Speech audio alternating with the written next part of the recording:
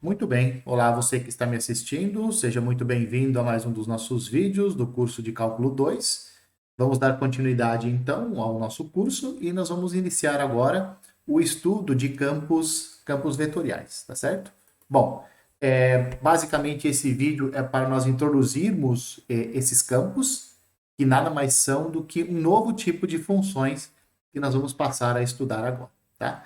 Vamos continuar utilizando o livro de cálculo 2 do Stuart na sua sétima edição. Tá? Até o presente momento, no curso, nós vimos basicamente dois tipos de funções. O primeiro tipo de função que nós vimos, isso foi lá no início, bem no início do vídeo, bem no início do curso mesmo, nós vimos um tipo especial de funções que associava a cada número real pertencente a um subconjunto dos reais um único vetor. Né? Então, nós pegávamos um subconjunto dos reais, né? Chamamos esse conjunto de D, e para cada número real pertencente a esse conjunto D, nós associamos um único vetor. Né? Isso nós chamamos de funções vetoriais. Tá? Depois, num segundo momento, nós estudamos aquelas funções que associam cada par ordenado de um subconjunto do R2 um único número real que nós denotamos por f de xy, né? Ou também nós estudamos funções que associavam a cada terna ordenada do R3, de um subconjunto do R3, um único número real que nós chamamos de f de xyz. Vamos falar isso de uma maneira um pouco mais precisa, vamos relembrar isso de uma maneira um pouco mais precisa, né? Então, o que era uma função vetorial R? Para nós, uma função vetorial R, um domínio D contido nos reais, é uma regra ou uma lei que associa a cada número real desse conjunto D exatamente um vetor ou do plano ou do espaço, em geral do espaço, né? Pode ser do plano, mas na maioria das vezes são vetores do espaço, né? Que tem coordenadas f de t, g de t e h de t. Então, basicamente, é isso que nós fizemos. Nós pegamos um subconjunto D do plano, aqui é um intervalo, mas não precisa ser um intervalo, tá? E para cada número pertencente a este intervalo ou a esse conjunto D, nós associamos a cada número um único vetor lá do espaço ou então do R2, desculpa. Essas funções vetoriais elas foram estudadas lá no início do curso, então nós estudamos derivadas, nós estudamos integrais e tudo mais. Foi todo um estudo feito sobre esses tipos de funções. Tá? Depois, num segundo momento, então nós definimos o que vem a ser funções de duas variáveis. Né? Então, uma função de duas variáveis é uma regra que associa cada par ordenado de números reais de um subconjunto do R2, um único número real que nós denotamos por f de xy. Ou seja, nós pegamos um subconjunto do R2, um subconjunto do plano, a cada um desses pontos nós associamos um único número real que nós chamamos então de f de xy ou então f de ab, dependendo da notação que você está usando para o seu ponto. Tá? Em seguida, nós definimos então o que vem a ser uma função de três variáveis. É novamente uma regra que associa a cada terna de números reais de um subconjunto do R3, um único número real. Então, em vez de funções de três variáveis, em vez de você ter um subconjunto do plano, você tinha um subconjunto do espaço. A cada ponto desse subconjunto, nós associamos, então, um número real. Isso era para nós uma função de três variáveis, tá certo? O que falta nós estudarmos, né? Falta nós estudarmos um tipo de função que mistura esses dois tipos de funções aqui, ó. As funções vetoriais e as funções de duas ou de três variáveis, né? Função vetorial associa um número, um vetor. Função de duas variáveis associa um ponto a um número, né? O que nós vamos fazer agora? Agora nós vamos estudar aquelas funções que associam a cada par ordenado de um subconjunto do R2 um único vetor ou do plano ou do espaço. Tá? Então, para cada par ordenado do plano, nós vamos associar um vetor do plano. Se você considerar um subconjunto do R3, então nós vamos associar a cada ponto desse subconjunto do R3 um vetor que vai estar no R3. Vamos definir isso de uma maneira mais precisa, tá? Então vamos considerar D Observe que isso é uma mistura, né, dos dois tipos de funções, né? Então vamos considerar D um subconjunto do R2 e nós vamos definir o que vem a ser um campo vetorial em R2. É uma função F maiúscula que associa a cada ponto desse subconjunto D um único vetor bidimensional que nós vamos denotar dessa forma. F maiúsculo de x, y, de x e y, né? Isso tem uma representação gráfica muito interessante, né? Então você tem aqui um subconjunto do plano. A cada ponto do plano você tem associado a ele um vetor. Este vetor você pode desenhar ele da seguinte forma: o início dele é no ponto xy, né? E você pega então esse vetor, em vez de o vetor associado ao xy, em vez de ele ter origem na origem, ele tem origem no ponto xy a ele correspondente, né? Então a cada ponto está associado um vetor. Este vetor, o início dele pode ser em qualquer ponto do plano. Em geral, o ponto inicial do vetor é na origem, mas quando você quer esboçar o seu campo vetorial, então você esboça o vetor não com ponto inicial na origem, mas com ponto inicial no xy, que é o ponto que foi correspondido esse vetor, tá? Então, funções desse tipo são chamadas de campos vetoriais. Isso é um tipo de campo vetorial, tá? Daqui a pouco você vai perceber, quando nós chegarmos nos exemplos, que essa noção de campo vetorial, ela tem um apelo físico muito forte, tá? Daqui a pouco nós vamos ver por que é que esse conceito tem um apelo físico tão grande, tá? Observe como a imagem do ponto xy, como a imagem do ponto xy é um vetor, então ele tem certas coordenadas, né? E essas coordenadas, elas dependem também do x e do y. Então, elas estão em função de x e y. Tanto a coordenada na direção de i, como a coordenada na direção j do vetor, dependem do ponto xy que você escolher. Então, a coordenada na direção i e a coordenada na direção j são funções de x e y. Funções reais, funções desse tipo que nós acabamos de estudar, ó. Funções desse tipo aqui, que associam a cada ponto um número, tá? Essas são chamadas de funções componentes do nosso vetor imagem, tá? Então, um campo vetorial no F2 pode ser escrito assim, ó. F de xy é uma P de xy na direção i, Q de xy na direção j. Uma observação aqui, ó, quando aparece esse F em negrito, ou quando aparece a letra maiúscula em negrito, significa vetor. Minúsculo ou maiúsculo, né? Aqui também, ó, esse I significa que você está pegando esta função e multiplicando ela por esse vetor. Esta função multiplicando ela por esse vetor J aqui, né? Então, essa é uma notação que o livro utiliza, né? Quando aparece algo em negrito, significa um vetor. Quando não está em negrito, ó, P de xy, Q de xy, não está em negrito. Isso significa, então, uma função de duas variáveis, tá?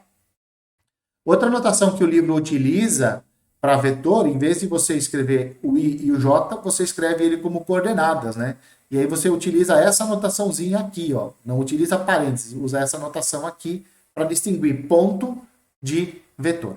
Uma forma muito mais compacta de você escrever o seu campo vetorial é dessa forma aqui, F igual a PI mais QJ.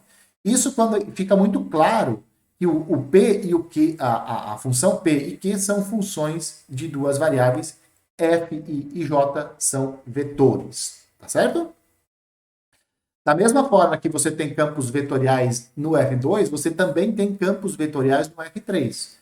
Qual é a definição? Considera um subconjunto do R3. Então, um campo vetorial de R3 é uma função que associa a cada terna, a cada ponto desse subconjunto, um único vetor tridimensional. E aí, de novo, o que você faz? Ao ponto xy está associado o vetor f de xy. Então, você pode esboçar este vetor, não com início na origem, mas com início nesse ponto xy, tá? Essa é a forma que você esboça o seu campo vetorial. Então, quando você esboça todos os vetores associados aos pontos, então você tem a imagem, digamos assim, o gráfico de todo o seu campo vetorial.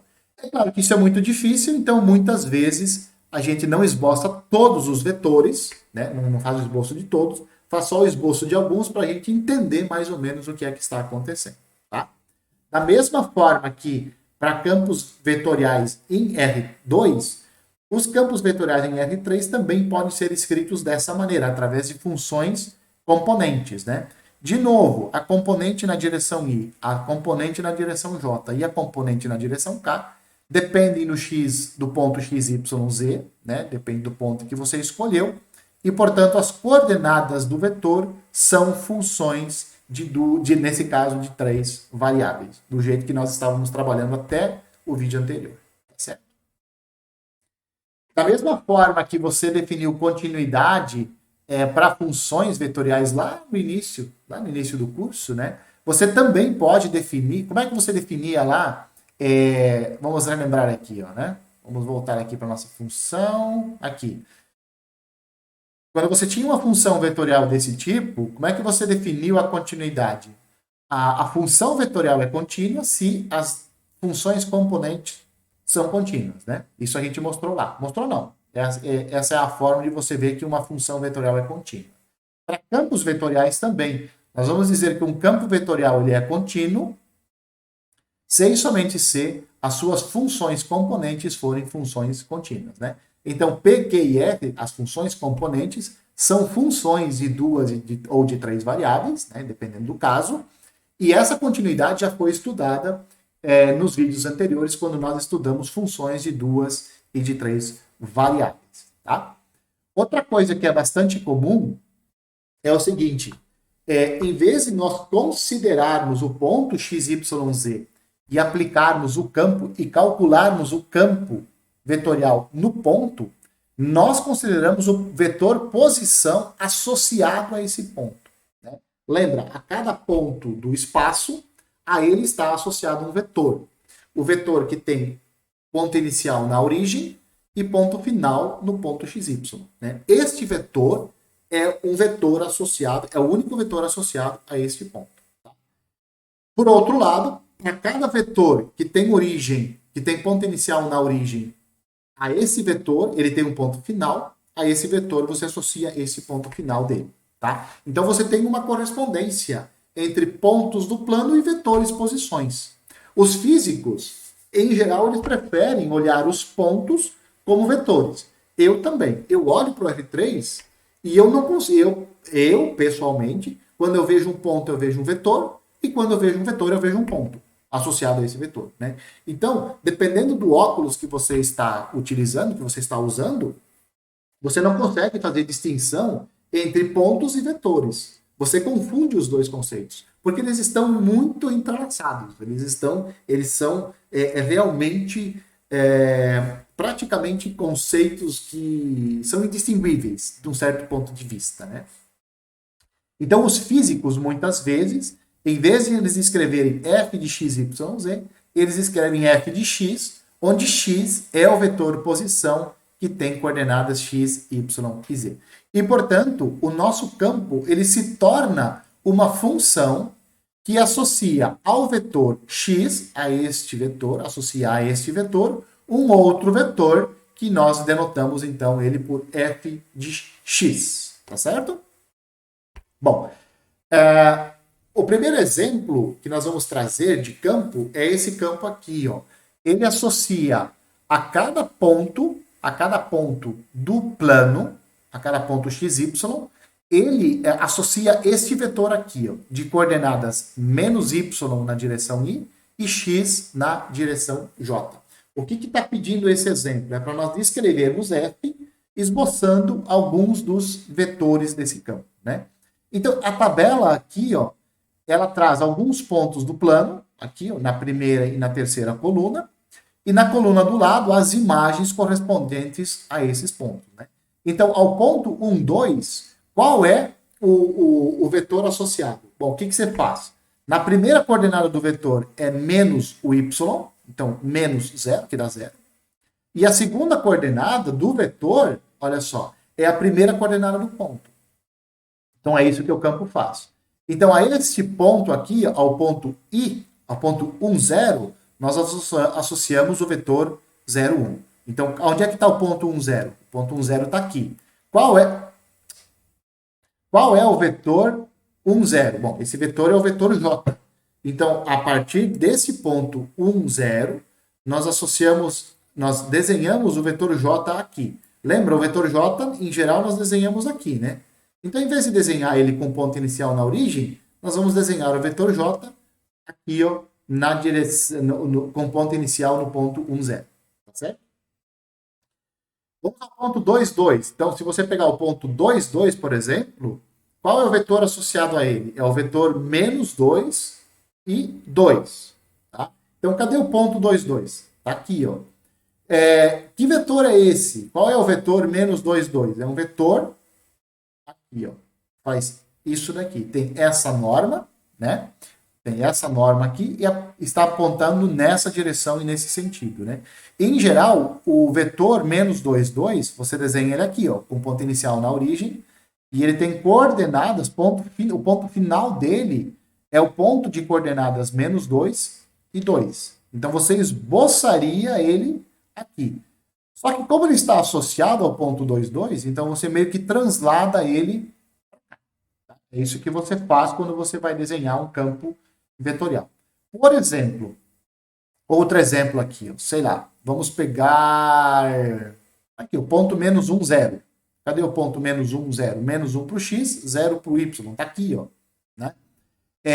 A este ponto está associado este vetor, basta você fazer a substituição aqui, o ponto menos 1, o vetor 0, menos 1.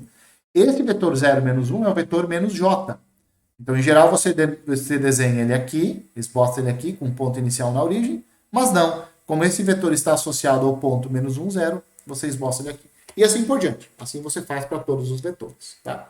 Aqui você pode perceber, se você tiver uma boa imaginação, que esses campos vetoriais, esse campo vetorial aqui, eles são os vetores tangentes a certas circunferências, né? Se você for olhar ó, esses pontos aqui, ó, o ponto 0, 1, 1, 0, menos 1, 0 e 0, menos 1, eles definem uma circunferência, está aqui a circunferência de raio 1 centrada na origem, e esses vetores que nós desenhamos aqui, eles são vetores tangentes a essa circunferência. Isso acontece também para as outras circunferências centradas na origem. Tá? Então, esse campo, ele é um campo de vetores tangentes a circunferências. Né? Ele pode ser visto, por exemplo, como um campo de vetores velocidade de uma roda de um carro. Se você quiser, é basicamente isso que está acontecendo aqui. Tá? Um outro exemplo de campo é esse campo aqui, ó, né? Ele associa a cada ponto x, y e z o vetor zk. Então, ele é um vetor que tem coordenadas nulas para o i e para o j, e para o z, para a componente k dele, né, é exatamente esse número z que aparece aqui. Tá? Observe que esses vetores eles são todos verticais, né, justamente porque as coordenadas x e y deles são nulas, né, eles são verticais, eles apontam para cima quando o ponto está acima do plano xy, e esse vetor, o vetor, né, imagem, ele aponta para baixo quando o seu ponto xyz ele está abaixo do plano xy. Né? O comprimento desse vetor zk, ele aumenta à medida que você se afasta do plano xy. A magnitude do vetor vai crescendo à medida que você se afasta. Né? Então, o esboço desse campo é mais ou menos isso daqui. Né? Apontando para cima quando o seu ponto está acima do plano xy, e o vetor aponta para baixo na direção de j, na direção de menos k, quando o seu ponto em questão está abaixo do plano xy. Né? Quando ele está sobre o plano, quando você pega um ponto no plano xy, o vetor associado a ele é o vetor nulo, né? Porque daí a terceira coordenada se anula, as duas primeiras também vão se anular, então você vai associar a cada ponto do plano o vetor nulo. Fora do plano é um vetor que tem depende a direção dele, a direção e o sentido, especialmente o sentido, depende se ele está acima ou abaixo do plano XY, né? Outro exemplo, imagina que um líquido esteja escoando uniformemente num cano e você considera V de XY a velocidade do escoamento no ponto XY no interior do cano, né? O que que você está fazendo quando você considera a velocidade? Você está associando a cada ponto do interior do seu cano um vetor chamado de vetor velocidade, né? Então, como você faz essa associação, a cada ponto você associa um vetor velocidade, então a esse campo dá-se o nome de campo de velocidade, né?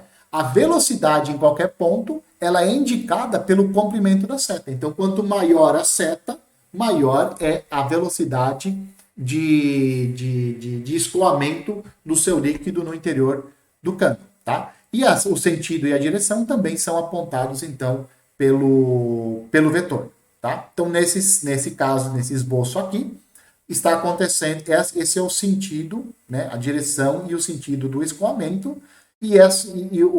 a flecha, né? A magnitude da flecha indica, então, o tamanho da velocidade. Aqui, por exemplo, a velocidade era um pouco maior, ela obteve um obstáculo aqui, então a velocidade diminuiu um pouco. Quando ele for continuando, de repente, a velocidade aumenta novamente. Tá? Outro exemplo bastante interessante é o campo que a gente vai chamar de campo gravitacional. Tá? Esse vai ser o nome que vai se dar a esse campo, né? O campo de força gravitacional. Tá? O que fala a lei de gravitação de Newton? Ele afirma o seguinte, que a intensidade da força gravitacional entre dois objetos, um de massa m minúsculo e um de massa m minúsculo, é dado por essa fórmula aqui, né? O produto das massas vezes a constante gravitacional dividido pelo quadrado da distância entre os dois objetos. Né? Então, a magnitude da força é dado por esta fórmula aqui. Agora, vamos imaginar o seguinte. Vamos supor que o seu objeto de massa M maiúsculo esteja localizado na origem do sistema R3, ou seja, na origem do sistema cartesiano. Por exemplo, imagine que M é a massa da Terra e a origem ela coincide com o centro da Terra. Então, esse é o nosso modelo. Esse é o modelo que você pode imaginar. Tá? Imagina que o vetor posição da massa M minúsculo seja dado por XYZ. Tá? Ou seja, o objeto de massa M está localizado no ponto de coordenadas XYZ. Ou seja, o objeto de massa M, o vetor posição dele, tem essas coordenadas aqui, XYZ. Tá? O que acontece então? Bom, o denominador dessa fórmula é a distância ao quadrado entre os dois objetos. A massa da Terra, você está supondo que ela está na origem. O objeto de massa m minúsculo está nesse ponto, está nesse vetor posição aqui. Então, a distância entre os dois corpos é dado pelo módulo de x. E, portanto, a distância ao quadrado é o módulo do vetor posição ao quadrado. Tá? Então, você pode vir aqui nessa fórmula e, em vez de você escrever r quadrado, você pode trocar por módulo de x ao quadrado. A força gravitacional exercida entre eles age na direção da origem e o vetor unitário, este vetor aqui, ó, menos x sobre módulo de x, ele indica a direção da força gravitacional. Então, esse campo de forças gravitacional, esse campo de força gravitacional, ele pode ser descrito dessa forma aqui, ó. F de x igual a menos o produto das massas vezes a constante gravitacional, quocientado pelo módulo de x ao cubo na direção de x. Por que apareceu esse x ao cubo aqui? Porque nós estamos descrevendo a força. Então, nós pegamos a sua magnitude e multiplicamos pelo seu vetor direção. que é esse vetor aqui. Então, por isso que essa força gravitacional ela pode ser descrita dessa forma. Aqui está um esboço do que acontece, o que está mais ou menos acontecendo nesse nosso modelo, né? Então, observe que quanto mais próximos os objetos estiverem, maior vai ser a força de atração entre eles. Quanto maior a distância, menor vai ser a força de atração. Por isso que esses vetores aqui, ó, esses vetores que nós esboçamos, quanto mais longe da origem, menor é o tamanho desses vetores. Isso é o que está indicando esses vetorzinhos pequenininhos aqui. Está indicando que quanto mais distante um objeto do outro, menor é a atração entre eles. Tá? Essa fórmula aqui, ó, ela pode ser descrita se você pegar este vetor e multiplicar pelo vetor posição. Desculpa, se você pegar este número aqui, ó, e multiplicar ele por esse vetor posição, você vai ter descrito, então, a sua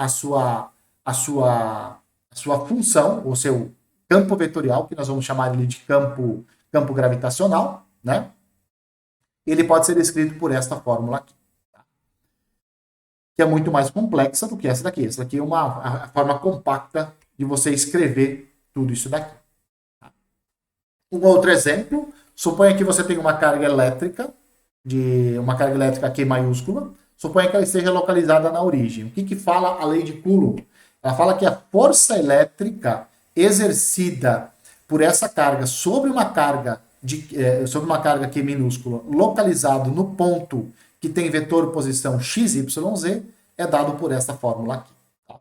Epsilon é uma constante que depende da unidade que você está utilizando. Né? Para cargas de mesmo sinal, esse produto das cargas é maior que zero, então a força é repulsiva.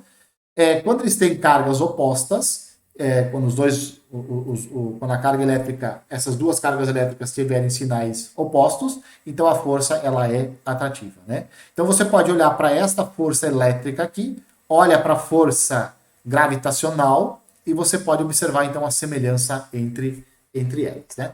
Este campo aqui, eles são chamados de campos de força, tanto o campo de força elétrica quanto o campo de força gravitacional. Em geral, a gente chama isso daqui também de campo gravitacional. Tá?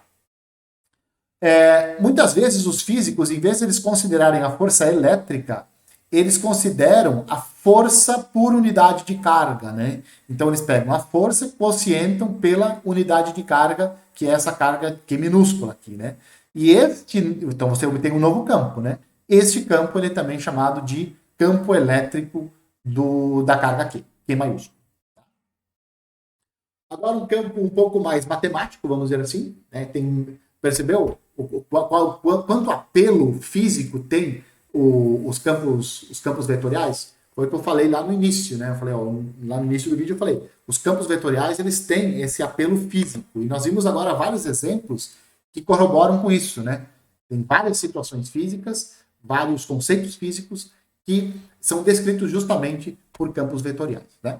Um campo um pouquinho mais matemático, mas que também tem apelo físico, nós vamos ver isso um pouco mais adiante, são os campos que a gente chama de campos gradientes. Né? Então, se você tem uma função, por exemplo, de duas variáveis, você pode calcular o seu campo, ou você pode calcular o seu vetor gradiente. E aí, para cada ponto do plano, ou a cada ponto do domínio da função f, você pode associar a ele um vetor chamado de vetor gradiente. Né? Então, e para cada ponto do domínio da função você associa um vetor, então você tem um campo vetorial no final do dia. Né? E esse campo vetorial, é claro que ele é chamado de campo vetorial gradiente, ou então simplesmente de campo gradiente. Da mesma forma, se você tem uma função de 3 variáveis, então você tem o gradiente da função em cada ponto. O gradiente da função em cada ponto é um vetor. É um vetor dessa forma aqui. Ó. Derivada parcial de f em relação a y, em relação a x na direção y. Derivada da função em relação a y na direção j. Derivada da função em relação a z na direção k. Isto é, associar a cada ponto o seu vetor gradiente. Então, esse também é chamado de campo gradiente, só que agora no R3. Então, você tem campo gradiente no R2, campo gradiente no R3. Tá? E para finalizar, vamos dar a noção, vamos introduzir a definição de campos conservativos, né? Então, o campo vetorial F, ele vai ser dito conservativo se ele for o gradiente de alguma função escalar. Ou seja, se existe uma função de 2 ou de 3 variáveis, tais que f é o gradiente da f minúscula, então você diz que o seu campo é um campo conservativo. Nesse caso, a função escalar f ela é chamada de função potencial do seu campo f maiúsculo, tá? É claro que nem todos os campos são conservativos, nem todos os campos provêm do gradiente de uma função de 2 ou de 3 variáveis. Porém, eles são muito frequentes na física. Esses campos conservativos são muito presentes, são muito frequentes na física. Um exemplo de campo gravitacional conservativo, um exemplo de campo conservativo é o campo gravitacional que nós acabamos de ver. Se você pegar esta função de 3 variáveis aqui, ó, mas m minúsculo vezes m maiúsculo vezes a constante gravitacional, quocientado pela raiz quadrada de x quadrado mais y quadrado mais z quadrado, quando você calcula a derivada em relação a x, a derivada em relação a y e a derivada em relação a z desta função, a hora que você montar o gradiente, olha o que você vai encontrar. Faça as contas, eu não vou fazer essas contas aqui para você. Derivada dessa função em relação a x, dá isso aqui. Derivada dessa função em relação a y, dá isso aqui. Derivada dessa função em relação a z, vai te dar isso daqui. E aí você olha para essa função, você olha para esse vetor aqui, ó, ele está aqui, ó. É exatamente o campo gravitacional, né? Então, o campo gravitacional é um exemplo de campo conservativo. E aí você vai começar a se perguntar o seguinte: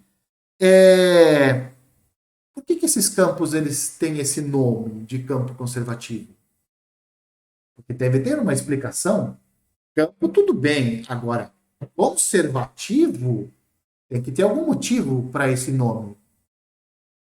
Você começa a pensar, tem algum outro conceito ou alguma outra coisa física que tem a ver com conservação? Tem? Tem. Lei da conservação de energia. E o nosso objetivo daqui para frente é nós darmos uma descrição dos campos conservativos, dizer quando que um campo é conservativo, tá? E ver qual é a relação deles com a ideia de conservação de energia. Então, a nossa disciplina agora, ela vai correr, ela vai fluir na direção de nós respondermos a essas questões. Quais são os campos que são conservativos e qual é a relação de campo conservativo com a lei de conservação de energia? É para esse lado que nós vamos. Beleza? Enquanto isso, um abraço a todos e eu espero que vocês me vejam nos próximos vídeos.